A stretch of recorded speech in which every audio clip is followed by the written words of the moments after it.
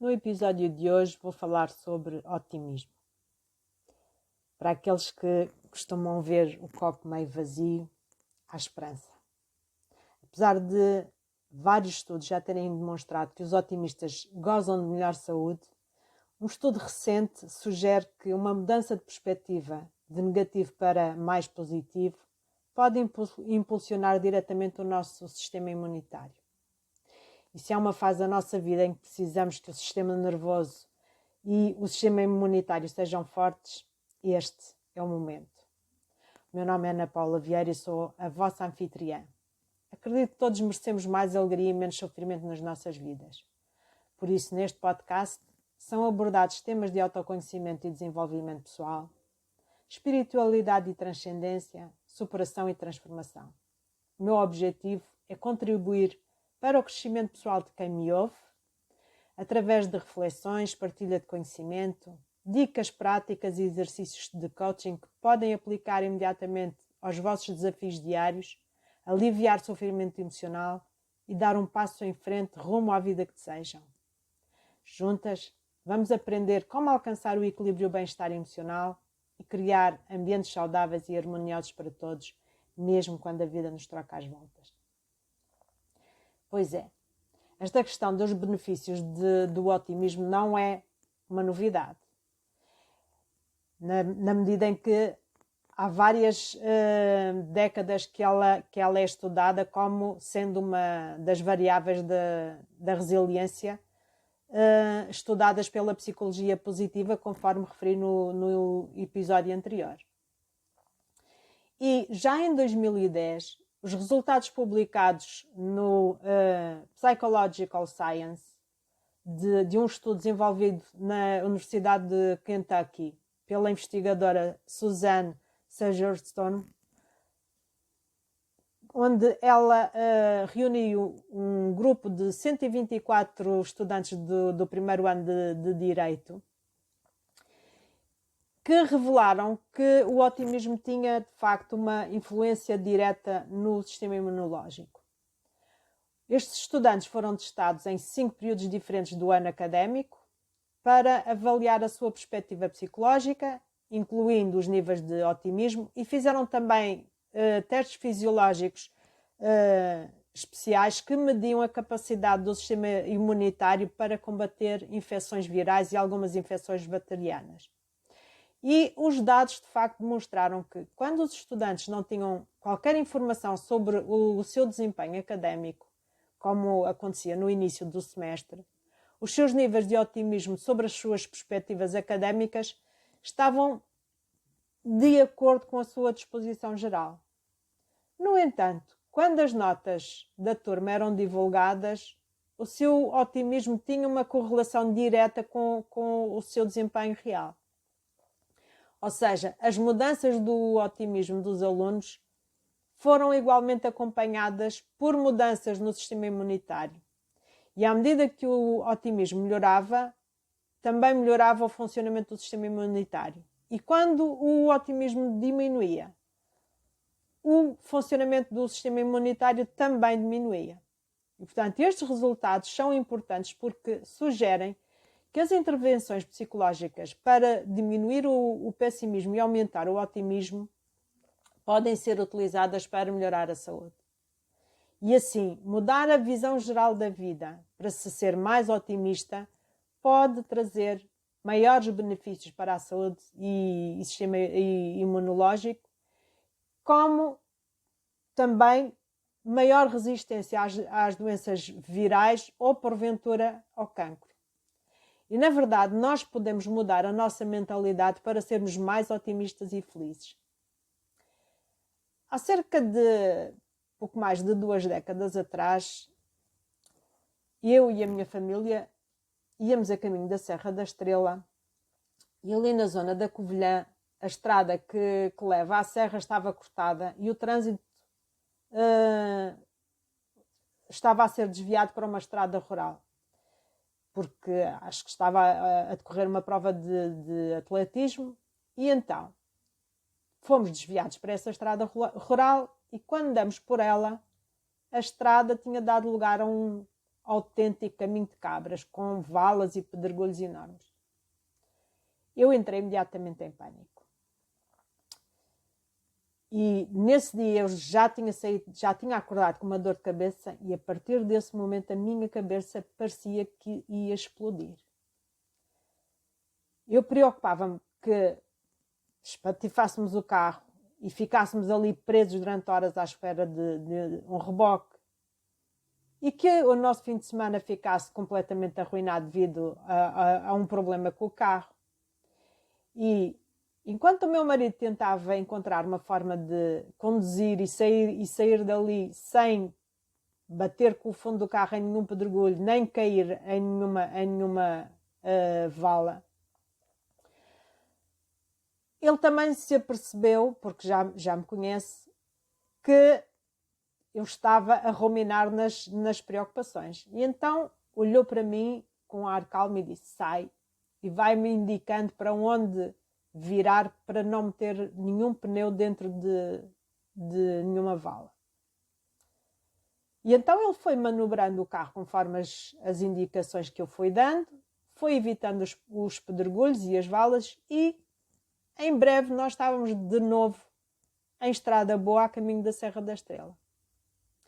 E esta história ilustra um princípio bastante importante, que é, algumas pessoas acham mais fácil adotar uma atitude positiva do que outras, o que influencia a forma como respondem aos contratempos da vida. E enquanto eu via os pedregulhos e as valas como um grande problema, o meu marido via-os como um pequeno inconveniente. E a sua mentalidade mais positiva manteve-o calmo e permitiu-lhe tomar as medidas adequadas.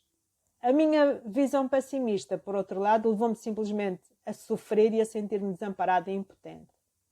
E esta diferença na forma como percebemos e respondemos aos acontecimentos e aos desafios da nossa vida é, de facto, importante para a nossa felicidade e a nossa saúde. Quando temos uma mentalidade mais otimista, somos muito mais capazes de amortecer os efeitos comuns dos fatores de stress da vida cotidiana e de nos sentirmos também mais felizes. E, de acordo com um outro estudo realizado pela equipa de investigadores da Faculdade de Medicina da Universidade de Boston, liderada por Lewina Lee, verificou-se que o otimismo é saudável para todos nós. As pessoas com idades compreendidas entre os 40 e os 90 anos tendem a viver mais tempo se forem mais otimistas.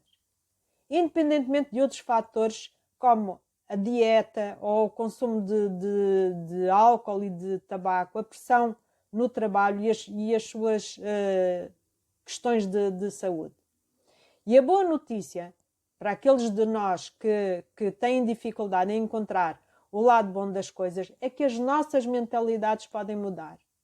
Nós podemos, de facto, mudar a nossa atitude num sentido mais otimista, independentemente da nossa inclinação natural. Claro que isto requer tempo, energia e empenho. E agora eu vou partilhar convosco 7 estratégias baseadas na investigação científica que nos ajudam a fazê-lo. A primeira estratégia é reenquadrar os fatores de stress.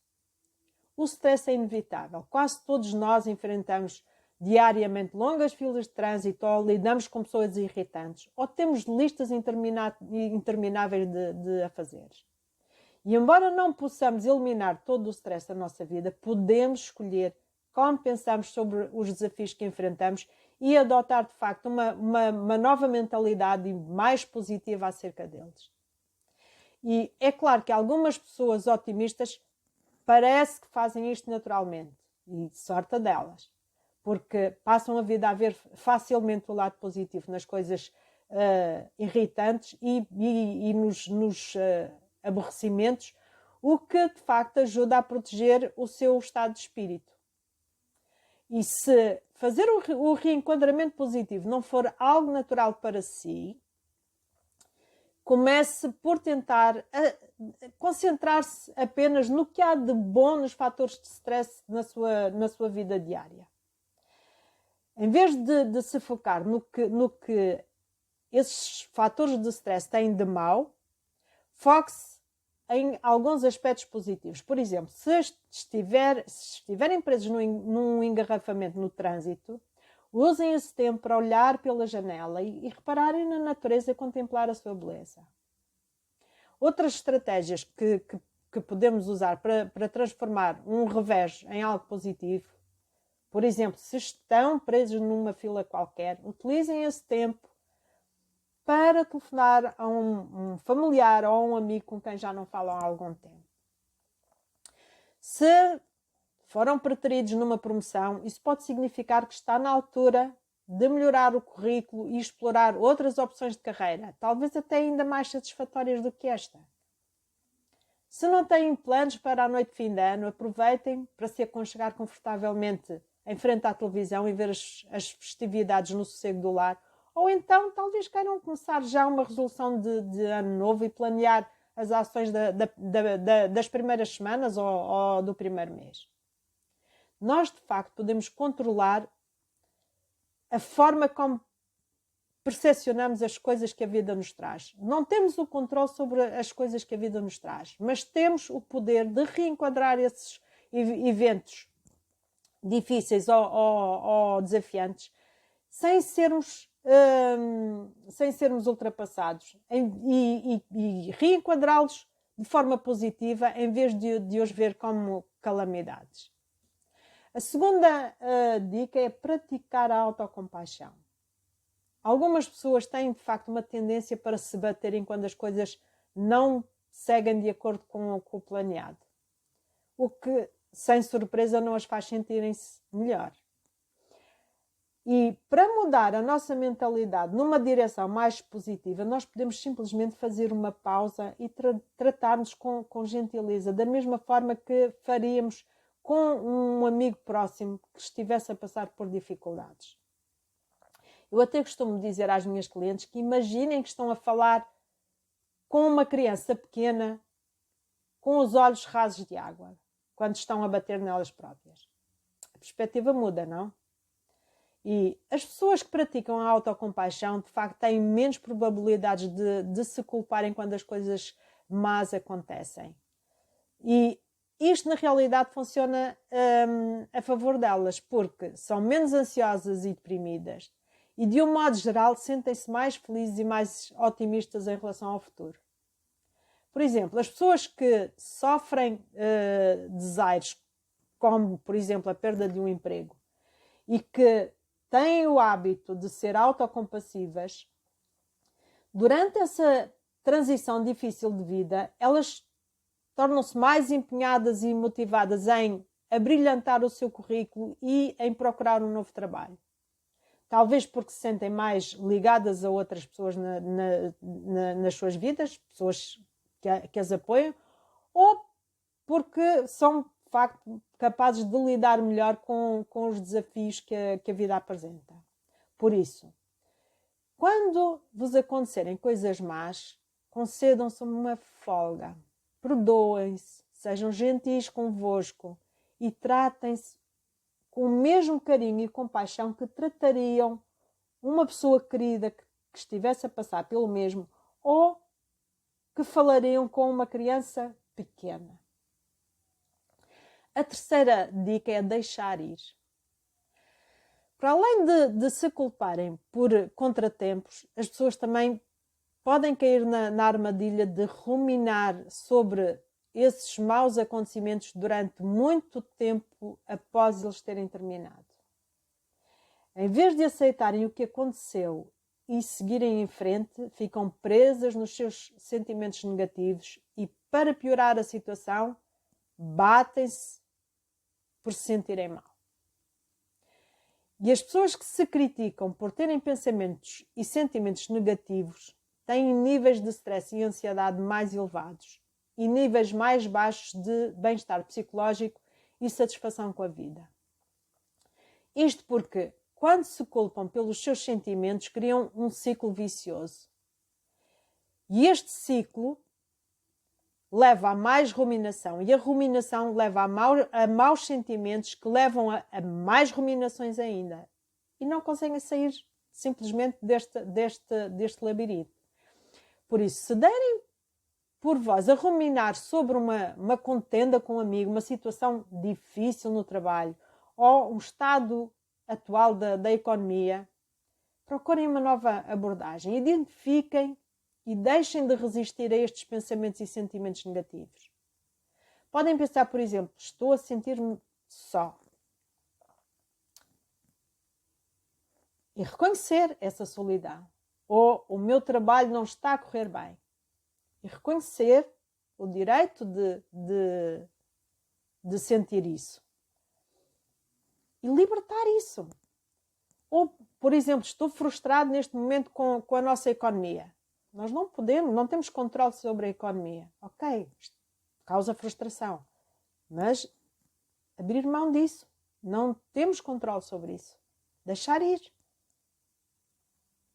Nomear e aceitar as nossas emoções e pensamentos negativos ajuda-nos não só a não nos apegarmos a eles com tanta força, mas também vai abrir o caminho para uma nova atitude e respostas muito mais positivas. A quarta dica é evitar comparações. As pessoas felizes não precisam de fazer comparações com os outros. Elas não se comparam com ninguém. Em vez disso, elas focam-se nos seus pontos fortes. E focar-se nos pontos fortes é uma boa forma de aumentar o otimismo e o bem-estar. Apesar de nós sermos consideravelmente diferentes uns dos outros, alguns de nós com mais propensão a ter uma mentalidade mais negativa e com uma tendência em se envolver em comparações sociais, principalmente aquelas que têm dificuldade em evitar, por exemplo, nas redes sociais. A verdade é que a maioria das pessoas publica apenas as partes boas das suas vidas. Crianças sorridentes e felizes, famílias bem-sucedidas, férias fabulosas, carreiras impressionantes. O que nos pode levar a acreditar que as nossas próprias vidas não estão à altura. E pode ser por isso que muitas pessoas acreditam que experienciam mais eventos negativos, por exemplo, mais dificuldades, e menos eventos positivos, como menos férias divertidas, do que os seus pares. E isso torna-as mais amargas e insatisfeitas com a vida. Em contraste, as pessoas que acreditam no seu valor, que se apoiam nas suas forças de caráter, tendem a ser mais felizes do que os seus pares. Portanto, se derem por vós numa armadilha de comparação, tentem largar o hábito de navegar nas redes sociais, ou pelo menos mudar a forma como pensam sobre os retratos demasiado positivos que encontram aí. Em vez de se sentirem tristes com a forma como a vossa vida não está à altura dessas imagens, concentrem-se nas coisas muito reais que são boas na vossa vida. Por exemplo, o meu filho não vai ser o melhor aluno este ano, mas tem um excelente grupo de amigos. Ou a minha família não vai passar 2 semanas de férias no Havaí, mas somos muito unidos e apoiamos-nos mutuamente. A quinta dica é praticar a gratidão. Um artigo publicado em 2014 no Journal of Happiness Studies divulgou que poderia haver uma forma de transformar os estados emocionais de pessoas vulneráveis sem intervenção clínica. E, portanto, os investigadores reuniram 48 pessoas que estavam em lista de espera para fazer psicoterapia, que reportavam problemas que iam desde a depressão e a ansiedade até ao abuso de substâncias ou distúrbios alimentares. E estes participantes foram distribuídos por 3 grupos. Aos do primeiro grupo foi-lhes pedido que mantivessem um diário de gratidão. E as instruções referiam o seguinte: há muitas coisas nas nossas vidas, tanto grandes como pequenas, pelas quais podemos estar gratos. Pense no dia de ontem e escreva até 5 coisas na sua vida pelas quais está grato ou reconhecido. O segundo grupo recebeu as seguintes instruções: os atos de bondade são comportamentos que beneficiam outras pessoas ou que fazem os outros felizes. Envolvem normalmente algum esforço da nossa parte. Não se esqueça de incluir pelo menos um ato bondoso que tenha feito intencionalmente.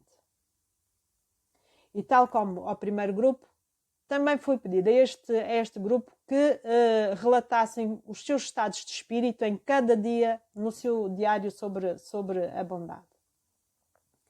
O terceiro grupo, que atuou como um grupo de controlo, foi convidado a escrever sobre o seu estado de espírito diário, registando as suas expectativas para o dia seguinte, o seu sentido de conexão com os outros e a sua satisfação geral com a vida. E os dados desta pesquisa revelaram que as pessoas do grupo da gratidão relataram sentir-se mais gratas no final das duas semanas do estudo.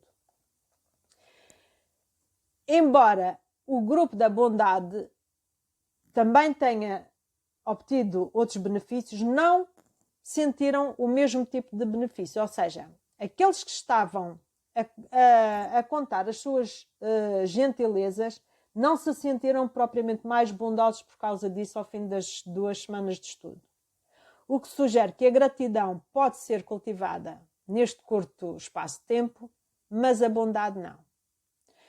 Apesar desta assimetria, a verdade é que os dois grupos, tanto o da bondade como o da gratidão, mostraram melhorias significativas e mensuráveis em relação àqueles que simplesmente monitorizaram os seus estados de espírito. Ou seja, os dois grupos desfrutaram de uma maior percentagem de dias felizes, onde se sentiram otimistas e esperavam o melhor.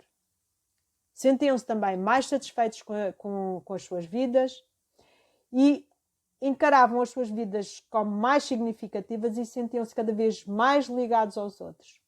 E, portanto, todos estes resultados positivos, este aumento de sentimentos de conexão, de maior satisfação com a vida diária, de otimismo e a redução de ansiedade, na verdade, abordaram de alguma forma os problemas que qualificaram estes participantes para o estudo em primeiro lugar, porque é importante nós recordarmos que eles estavam clinicamente diagnosticados como ansiosos e angustiados, depressivos e à procura de terapia que tardava em chegar. E, portanto, estes resultados sugerem que, de facto, esta breve intervenção, que durou apenas 2 semanas, não só aumentou os sentimentos de gratidão, mas fez com que as pessoas se sentissem mais felizes, mais ligadas aos outros e mais significativas, fazendo parcialmente o trabalho que era suposto a terapia realizar e para o qual a terapia é concebida. A 6ª dica é descobrir algum humor.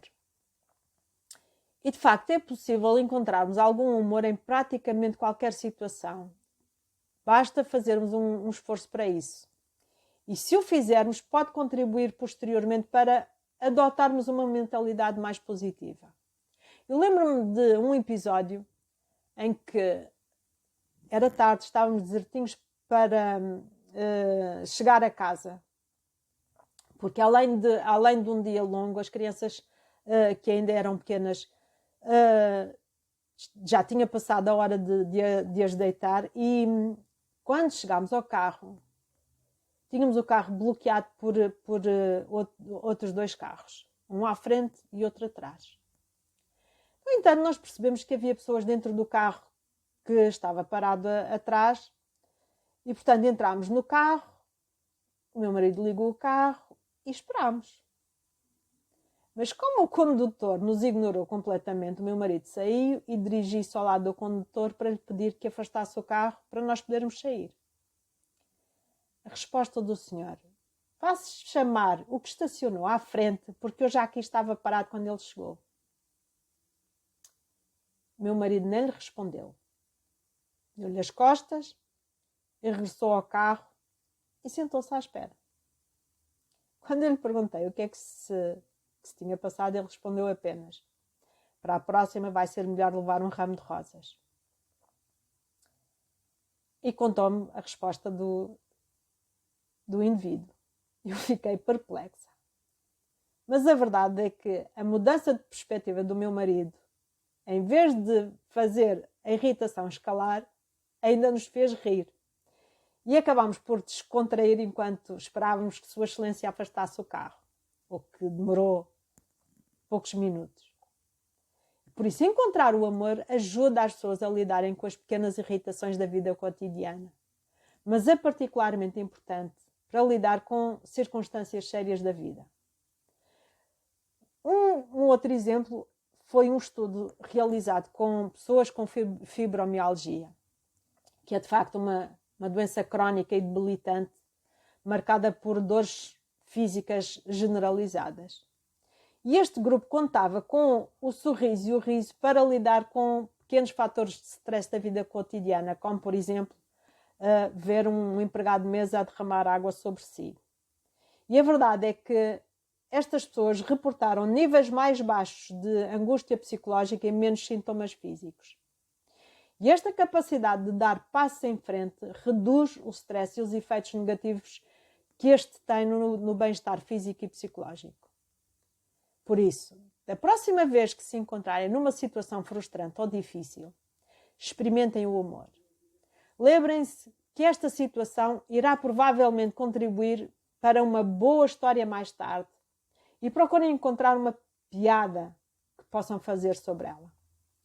Podem dizer, por exemplo, estás despedido, ou imaginar a forma mais absurda de passar o último dia de vida, ou o trabalho mais ridículo que poderiam fazer, como, por exemplo, engraxar sapatos ou serem uma escultura viva para pombos.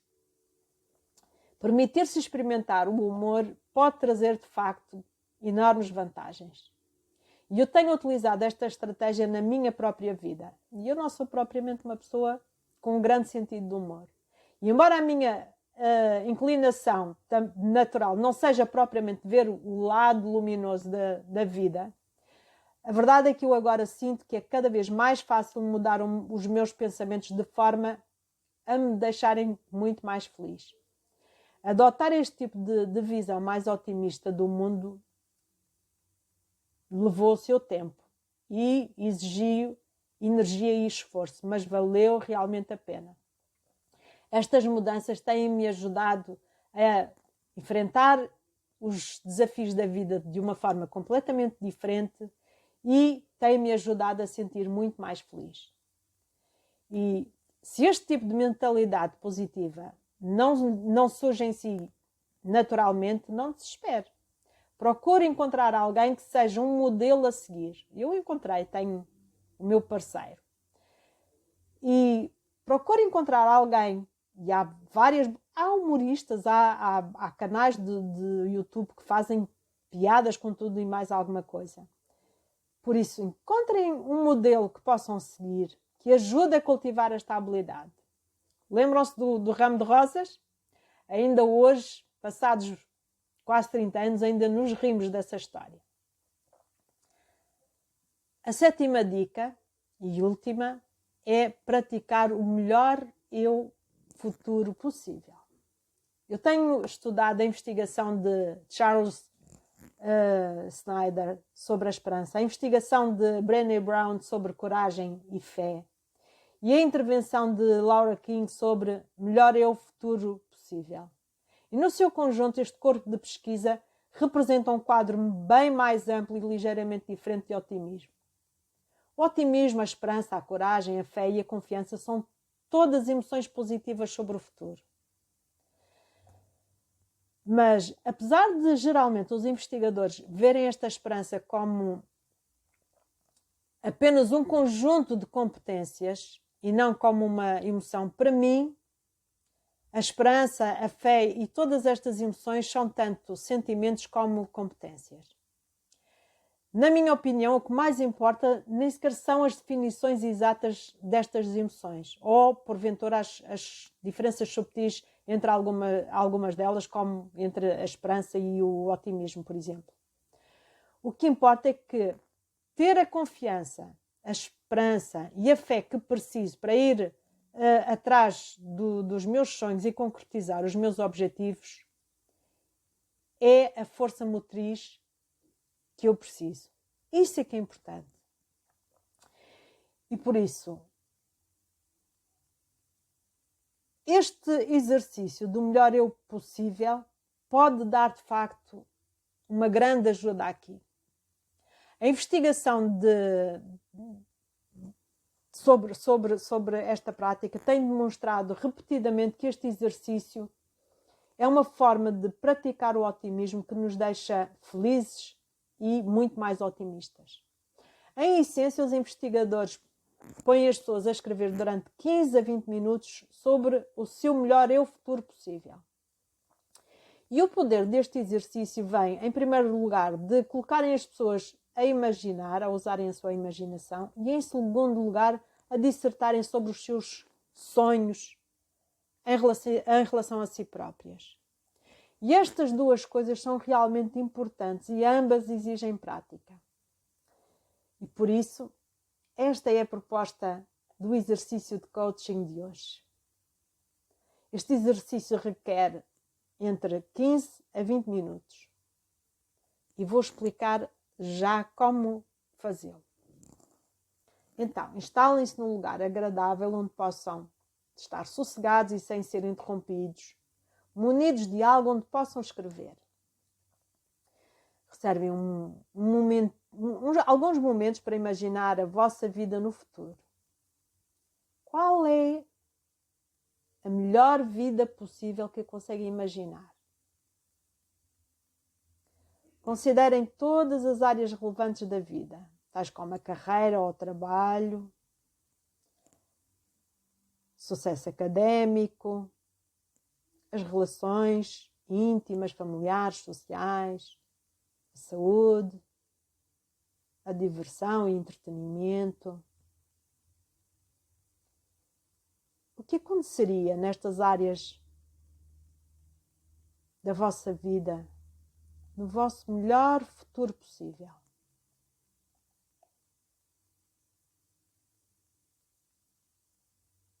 Imaginem e depois escrevam continuamente sobre o que a imaginação vos trouxer.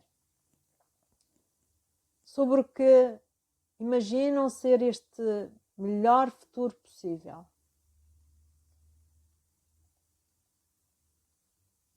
E utilizem estas instruções para servirem como guia, para vos ajudar neste processo.